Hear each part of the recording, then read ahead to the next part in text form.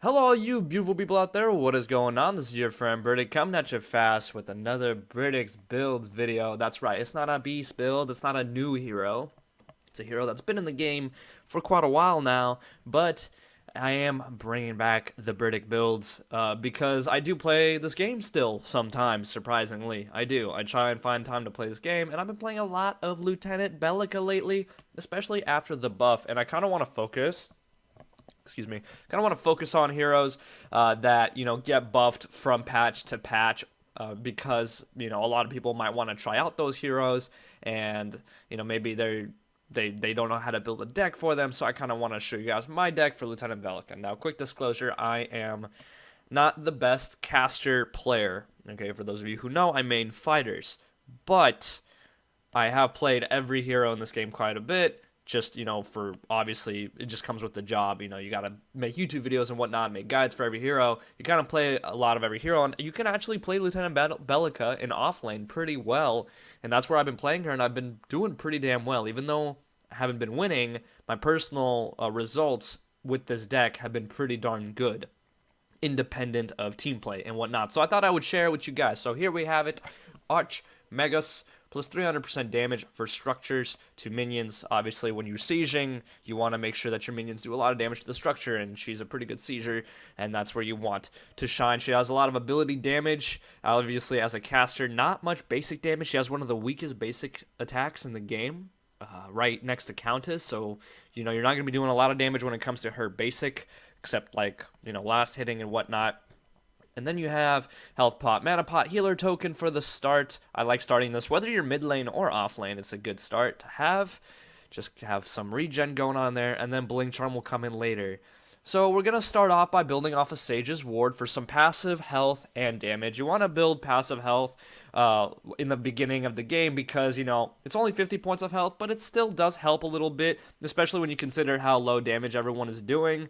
That amount of health does still add up and help when you're doing it right. So we're going to start off with Sage's Ward, then we're going to move into an Adamant Edge, then we're going to move into another Adamant Edge, then you can go ahead and build another Adamant Edge if you want, or go Blink Charm if you want some more mobility. It's up to you completely, but that's going to be your start. Sage's Ward, 3 Adamant Edges, and Blink Charm in whatever order you'd like, okay?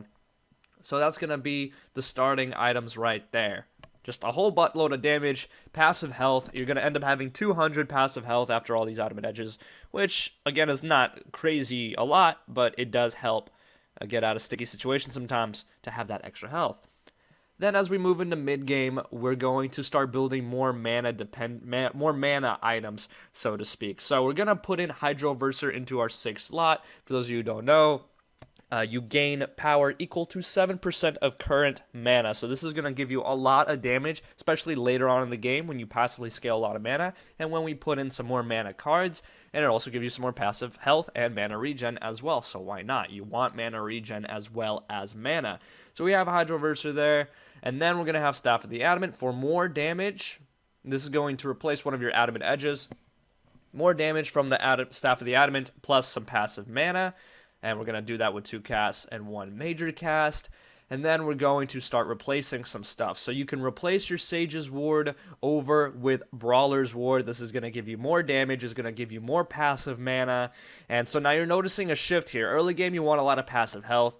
Late game, you want a lot of mana. That's just kind of how you're shifting, because late game, you're going to get blown up by everything anyway. So at that point, it becomes a big question about positioning and how you're going to use that Blink Charm of yours to get out of sticky situations, and how you're going to use her knockup and all that good stuff.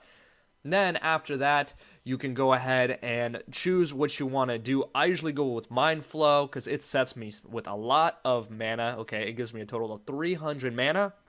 And, of course, while over 50% mana, you gain 10% cooldown reduction, so I can spam my abilities more. I could do way more damage with this Hydroverser passive now that I have so much more mana, and it's just a good card overall. Again, this is going to replace one of your earlier Adamant Edges, and then you have Magna Lens, which is going to replace your last 3rd Adamant Edge that you had early game. This is going to give you ability penetration. Now, for those of you who don't know, every hero in the game has at least 30 ability armor passively. You don't even have to build any of it. They just have it built into their DNA, built into their system, built into their codes, right? And Every single hero has it. So if you want to maximize your damage, you want at least 30 points of ability pen. Now, I don't have 30 points of ability pen. I have 20 points of ability pen.